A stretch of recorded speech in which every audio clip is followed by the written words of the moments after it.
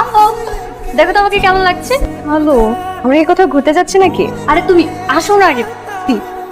এটা ধর, রেডি হয়ে নে। আজ বিকেলে তোর বিয়ে। আজ বিকেলে বিয়ে মানে কি বলছো সব? আমি একদম ঠিক বলছি, বিকেলেই বিয়ে। আমি তো বিয়ে করবো না। আমি তোমাকে বলেছি যে আমি বিয়ে করব। ছেলেকে আমি তাই তো জানি না, তুমি বললো আর হয়ে গেল আমি বিয়ে করে ফেলবো, এরকম হুটহাট বললেই হলো? আমার একটা পছন্দ আছে না? আমি বলে দিয়েছি এখন তোকে রেডি করতেই হবে, বলতেই হবে। আমার মান সম্মানের ব্যাপার, দিচ্ছি মান সম্মানের ব্যাপার, আমি না করতে পারবো। মামা যাবেন? আপাতত যেই দিকে দুই চোখ যায় সেই দিকে যাবো।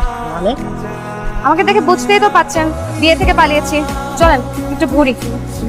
জানো এক্সকিউজ মি, এই এই অ্যাড্রেসটা কোথায় বলতে পারবেন? এই অ্যাড্রেস আপনার কি দরকার? আমার একটা বিয়ের দাওয়াত আছে, না আমার বেস্ট ফ্রেন্ডের বিয়ে। ওরকম কোনো অনুষ্ঠান করছে না, বললো যে দেখতে গিয়ে বিয়ে হবে। এই অ্যাড্রেসে গিয়ে আপনার কোনো কাজ নেই, আজ বিয়েটা হচ্ছে না। কেন? কারণ কনে বিয়ে থেকে পালিয়েছে, তার বিয়েতে মত নেই। আপনি কিভাবে জানলেন? কি আশ্চর্য, আপনার আমাকে দেখে কি মনে হচ্ছে? আপনাকে দেখে মনে হচ্ছে আপনি কোনো বিয়ে থেকে। ও, আপনার সাথেই আমার বন্ধুর বিয়ে হওয়ার কথা ছিল। ইন্টারেস্টিং, আসলে ভালোই হলো। মানে আমার চেম্বারে একটা কাজ আছে, বিয়েটা হলে আজকে কাজটা হতো না। থ্যাংক ইউ আপনাকে। অদ্ভুত মানুষ তো আপনি।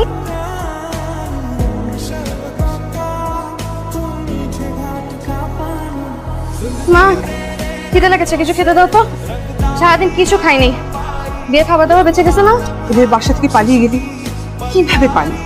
আমাকে ভুলে যেতি। সবার সামনে কিরকম ছোট।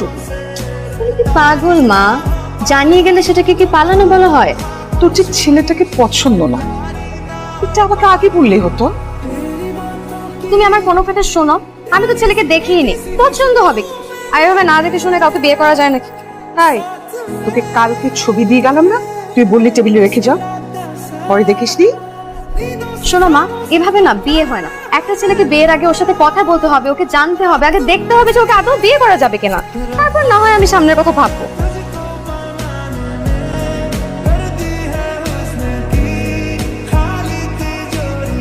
কি আশ্চর্য, এই ছেলেটার সাথেই তো রাস্তায় আমার বোধ।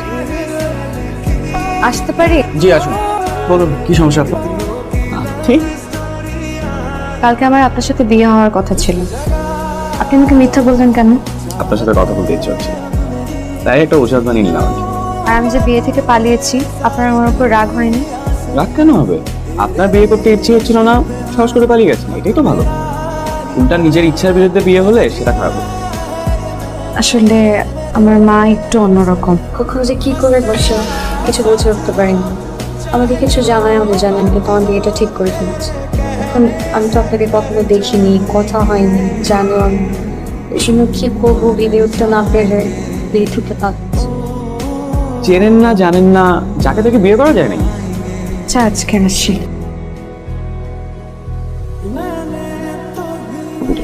আপনি আপনি আমার অফিসে? আপনি আমার চেম্বারে যেতে পারবেন, আমি আপনার অফিসে আসতে পারবো না? না মানে, আচ্ছা কেন আসছেন বলুন। এখানেই বলবো? সবচেয়ে ভালো হয় যদি একটা রেস্টুরেন্টে বসে কথা বলি।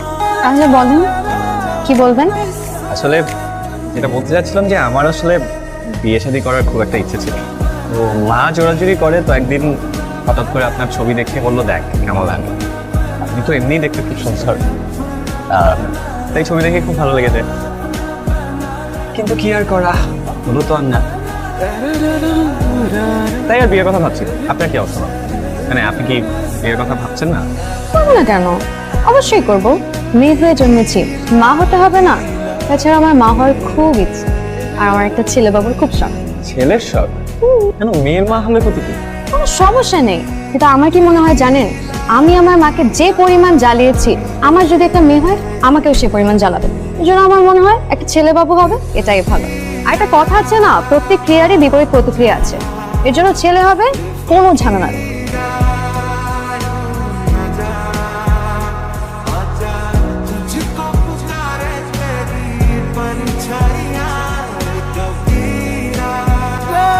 এই যে শুনুন, এই যে আপনি বৃষ্টিতে ভিজছেন কেন?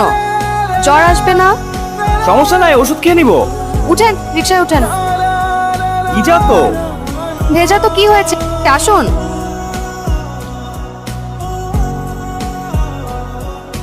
আপনিও একটা ওষুধ খেয়ে নিন, প্রেসক্রিপশন লিখে দিব। ওকে ডাক্তার সাহেব।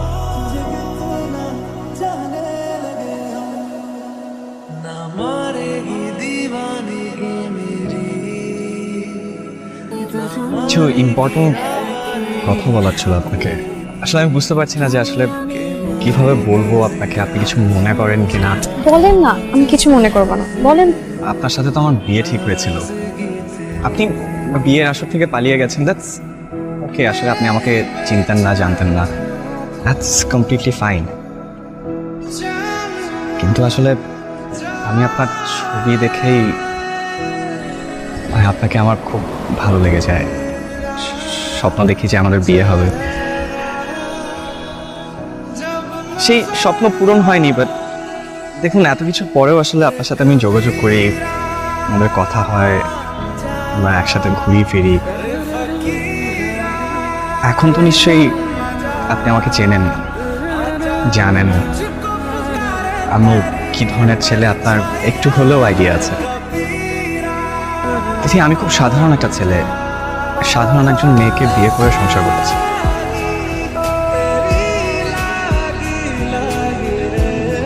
তিথি, আমি আপনাকে বিয়ে করতে চাই, মানে আপনার সাথে সংসার করতে চাই। কেউ কিছু বলছেন না যে? আপনি জানেন না মেয়েদের চুপ করে থাকে সম্মতির লক্ষণ?